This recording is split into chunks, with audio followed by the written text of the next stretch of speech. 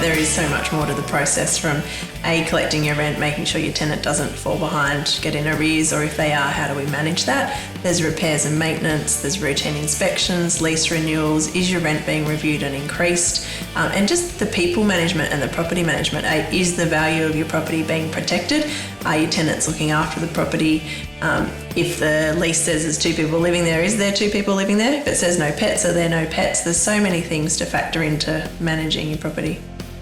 When you're dealing with a real estate agent, that's something that they're doing every day, so they become very skillful at assessing rental applications. It's not just a meet and greet of the person, it's looking for holes in the application and making sure that the background checks are done and making sure that the right questions are asked. So you just want to make sure that, number one, you get the right tenant.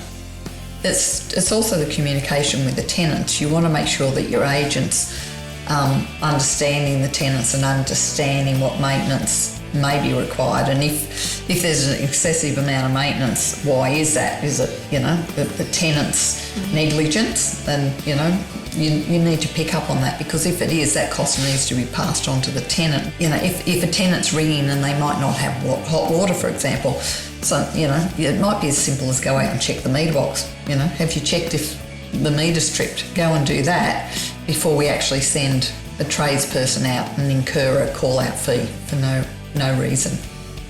As a property manager, we have access to tenancy databases. We also get access to previous rental history. We do employment checks, we do reference checks.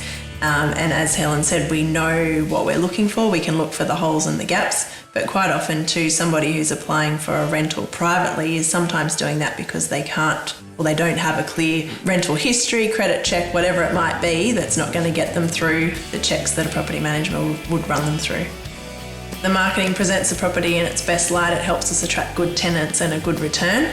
You can have a property sit on the market vacant for weeks. It's costing you rent, but it's also impacting on who's looking at it, who's applying, and what rental you'll actually get in the end. So having good photos, making sure it's got good exposure, and having an agent who's proactive, handling inquiries, opening the property, showing people through, and then taking applications from there.